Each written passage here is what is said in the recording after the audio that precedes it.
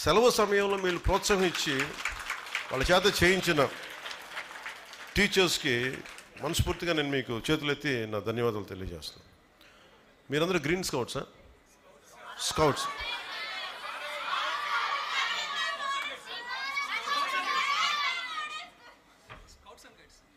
Scouts and guides.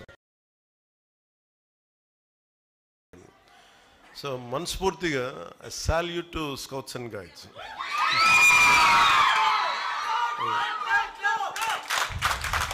అలాగే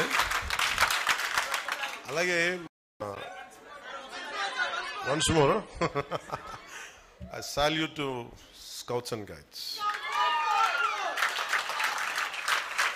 ఎందుకంటే చాలా ఇన్స్పిరేషన్గా ఉంది మీరు చేస్తూ ఉంటారు, చాలా ఇన్స్పిరేషన్గా. ఇందాక చాలామంది ఆ పాప ఎవరో ఇంకిద్దరు ముగ్గురు అబ్బాయిలు పెయింటింగ్ వేశారు. ఒక పాప వేసిన పెయింటింగ్ ఎంత నచ్చింది అంటే, సగం చిరుతుపులి అనుకుంటా, సగం చిరుతుపులి అస్థిపంజరంలో అయిపోయి 3 వారిన చెట్లు వెనకాల డీరా ఎఫారెస్టేషన్కి అంటే ఎలాగది సగం ఎండిపోయి సగం మొత్తం కాలిపోయి ఎముకల్లో ఉంటుంది. ఇంకా కాపాడుకుంటే అదే తీసుకురండి ధన్యవాదాలు.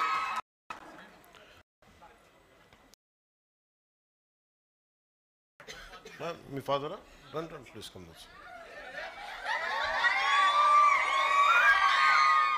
ఓకే, నాకు ఎంత నచ్చిందంటే ఈ జింక చూస్తే సగం ఎండిపోయింది ఎఫారెస్టేషన్ వల్ల, అదే పచ్చగా ఉండి ఎంతో కళకళలాడుతుంటాయి అనేది చూపించడం మనస్ఫూర్తిగా ఇది ఎంత అద్భుతం కదా. ఇది ఈ రోజున సాహితీ కానీ ఇక్కడున్న చిన్నపిల్లలు కానీ అందరూ కూడా మీరు ఈరోజు చేసింది చాలా సామాన్యమైన విషయం కాదు.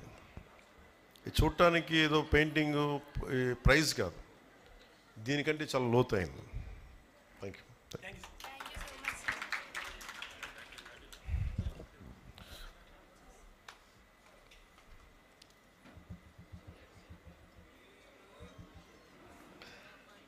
నాకు చాలా చాలా ఆనందంగా అనిపించింది, ఎంత తృప్తి అనిపించిందండి. వాళ్ళకి అలాంటి మీలాంటి వాళ్ళకి మేము ఇవ్వగలిగేది తప్పని పడతాం. ఇది ఏదైనా సరే ఇందాక మన చిరంజీవి చౌదరి గారు చెప్పినట్టుగా ఇది ప్రభుత్వం చేసేదో లేదంటే ఒక ముఖ్యమంత్రి, ఉప ముఖ్యమంత్రి, ఎమ్మెల్యేలు చేసేది కాదు, అందరం కలిపి చేసేది. మార్పు రావాలంటే నాకు చాలా చిన్నప్పటి నుంచి అనుకునేవాడిని, ఓజోన్ లేయర్ దెబ్బతినేస్తుంది, వాతావరణం ఎల్నినో ఫ్యాక్టర్ వచ్చేస్తుంది, భయపడిపోయాను చిన్నప్పుడు. నేను పెరిగి పెద్దయ్యేటప్పుడు ప్రపంచం కూలిపోద్దా, ఇంక బతకలేమా, చాలా భయం ఉండేది నాకు. నిజంగా నా భయంకి తగ్గట్టుగానే నీళ్లు తీస్తుంటే ఇప్పుడు తాగుతుంటే వాళ్ళు చిన్నప్పుడు సైన్స్ ఫిక్షన్ బుక్స్ చదువుతున్నప్పుడు 8th క్లాస్లో 10th క్లాస్లో భవిష్యత్తులో మాస్కులు పెట్టి తిరగాలి, నీళ్లు ఇట్లా మనం ఎలా పడితే చిన్నప్పుడు మామూలు కొళాయిలు వెళ్ళిపోయి ఫ్రెండ్స్ ఇళ్ళలో ఆడుకుంటుంటే అక్కడ కూర్చోబెట్టి నీళ్లు తాగేసేవాళ్ళం, అన్నీ బాగానే ఉండే. ఇప్పుడు ఏదన్నా తాగాలంటే భయం వేస్తుంది. ఆ పరిస్థితి నుంచి స్వచ్ఛమైన నీళ్లు రావాలి అంటే అంత స్థాయికి వెళ్ళాలని ఒక ప్రయత్నం చేస్తున్నాం. అది జరగాలని మీకు ఈ ఎల్నినో ఫ్యాక్టర్ కానీ లేదంటే మనకి ఈ కూర్చోబెట్టి మన ఓజోన్ పొర దెబ్బతింటుంది ఒకసారి. అంటే ఎంత విచిత్రంగా ఉంటాయంటే మన పాలసీస్. చిన్నపిల్ల నాకు ఒక చిన్నపిల్లడు చెప్పాడు ఈ మాట. ఎవరితో మాట్లాడుతూ ఉంటే ఒకసారి ఏదో రోడ్డు మీద వెళ్తూ ఉంటే టపాసులు వెలిగిస్తూ ఉన్నారు దీపావళికి టపాసులు వెలిగిస్తూ ఉంటే వాళ్ళ ఎవరు చెప్తున్నారు, అబ్బాయి పాట ఏం చెప్తున్నట్టు, నువ్వు పాట చేయకూడదు, ధూళి వచ్చేస్తాయి అవి వచ్చేస్తాయంటే అతను చూసి మరి ఇంతకుమించి పెద్ద బాంబులు పేలుస్తారు కదా, మరి దానికి ఏంటి, దానికి రాదా అన్నాడు. అప్పుడు నాకు అనిపించింది, ఎందుకు గుర్తొచ్చిందంటే ఇందాక ఎవరో ఫోన్లో మెసేజ్ పంపించారు,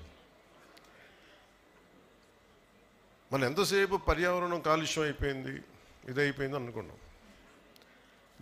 మనకి దీపావళికి దేశాలు ఎంత కాలుష్యాన్ని క్రియేట్ చేస్తాయి. ఒక బాంబు దాడి జరిగితే కొన్ని వందల ఫ్యాక్టరీలు ఎంత కాలుష్యం క్రియేట్ చేస్తే దాన్ని అంతా కాలిస్తే అంత మించి కాలుష్యం ఉంటుంది.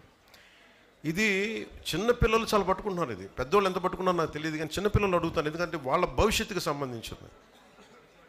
మీకున్నంత భయం, ఎందుకంటే మీరు ఎదిగి పెద్దవాళ్ళు అనుకుంటారు, మీరు ఎందుకంటే నాకు చిన్నప్పుడు నాకు ఆ భయం తెలుసు.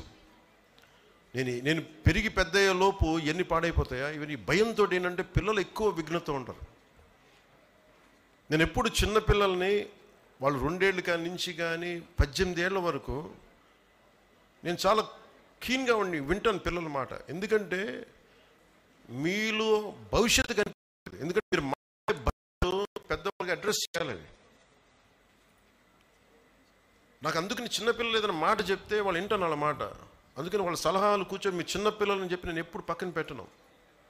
మీరు ఒక మాట చెప్పి ఒక చిన్నపాటి సలహా చెప్తే వెంటనే తీసుకుంటాను అది నేను. అందుకని ఒకసారి చిన్నపిల్లలు కూర్చొని ఎందుకు మాట్లాడతానంటే వాళ్ళ నోట్లో నుంచి కల్మషం లేని మాట వస్తుంది. అంటే ఏం జడ్జిమెంట్ ఉండదు. ఇతను ఒక ఉప ముఖ్యమంత్రి, ఇతనికి చాలామంది అభిమానులు ఉన్నారు, అయ్యేం ఉండవు. నేను బాగలేదనుకోండి చెప్పేస్తారు మొహం మీద, ఈ పని నీకు బాగలేదని. విఘ్నత గల వ్యక్తిగా నేను వినాలన్నమాట. నేనే కాదు, పెద్దవాళ్ళు ఎవరైనా సరే. అందుకనే పిల్లలు పర్యావరణం గురించి చెప్తుంటే చాలా వినాలి. ఇందాక పాప వేసిన డ్రాయింగ్ అది ఏదో ప్రైజ్ కోసం వేయాలి. లోపల నుంచి ఒక భావన కదిలితే, అంటే భవిష్యత్తు మీద ఎంత బాధ్యత భయం లేకపోతే అలాంటి భావన రాదు. అలాంటి వాతావరణంలో ఉండాలి ఆ పాప. అందుకని మనందరం బాధ్యతగా తీసుకోవాలి అని చెప్పి నాకు దీన్ని ప్రత్యేకించి దేనికి వచ్చానంటే మీలాగే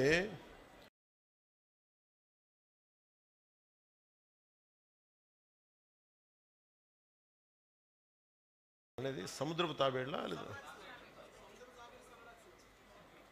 ఎవరుందన్నమాట? మీరు చెప్పండి. మీ పేరు భోగిరాజా? మీ పేరన్నా భోగిరాజు?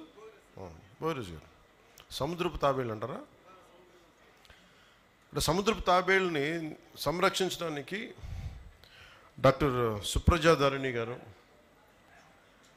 టి రాజ్, సూరజ్ గారు, చంద్రారెడ్డి గారు, సోమేశ్వర్, వీళ్ళతో పాటు నరేష్ గారు, వెంకటేష్ గారు, లక్ష్మయ్య గారు, జాలయ్య గారు, భోగిరాజు గారు. నేను అడిగి ఎంతమంది మీకు ఆర్గనైజేషన్లో పనిచేస్తారంటే, ఒకప్పుడు భోగిరాజు గారు మీరు సాంప్రదాయ మత్స్యకారులు, మీరు ఒకసారి రండి, మీరు రండి, ఇక్కడ రండి, మేము గుర్తించాం. అదే అదే అదే అదే రండి రండి, ఎంతమంది రండి, కొంచెం అలా పక్కన నుంచండి, అలా పక్కన నుంచి వరుస అలా నుంచండి, అందరి దగ్గర రాదు, వరుస లైన్ నుంచి. దమ్మా మీరు రండి ప్లీజ్, మీరు ఇటు రండి మేడం, ఇటు రండి. Can come this. ఎందుకు పిలిపించానంటే ప్రపంచంకి వాళ్ళ కష్టం తెలియాలి. జాగ్రత్త కొంచెం. డాక్టర్ సుప్రజాధరణి గారు కేవలం సముద్రపు తాబేళ్ళని వేటాడేస్తున్నారు.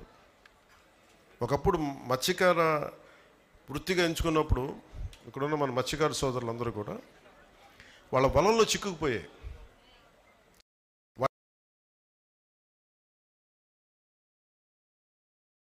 సంరక్షించే స్థాయికి వచ్చారు ఇక్కడ ఉన్న మనం. ఇంత మించి గొప్పదే ఉంది చెప్పండి.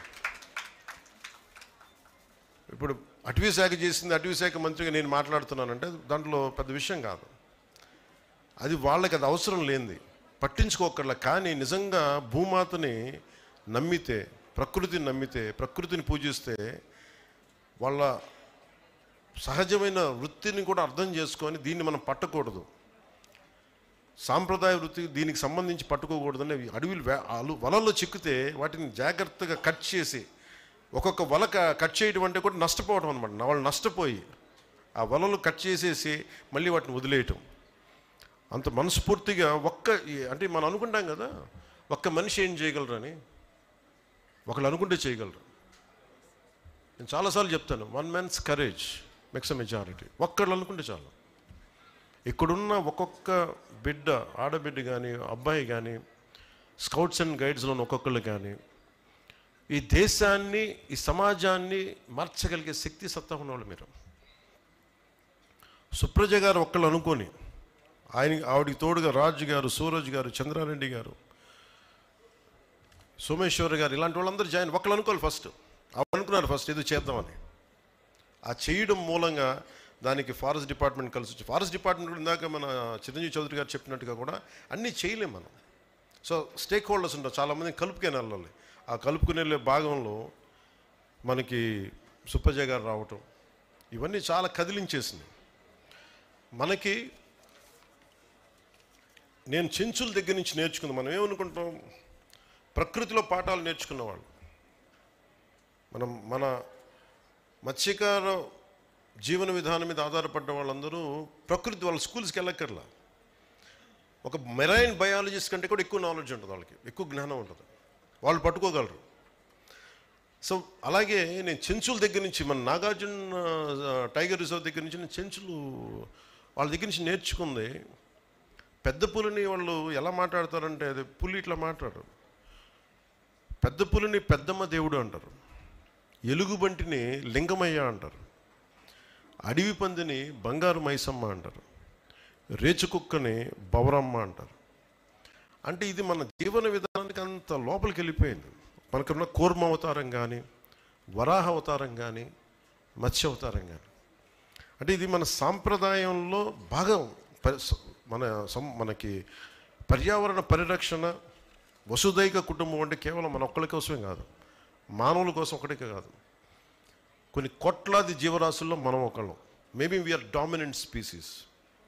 మేబీ మనం డామినేట్ చేసేసాం మన టెక్నాలజీతోటో, మన ఎవాల్వ్మెంట్ వాళ్ళతోటో.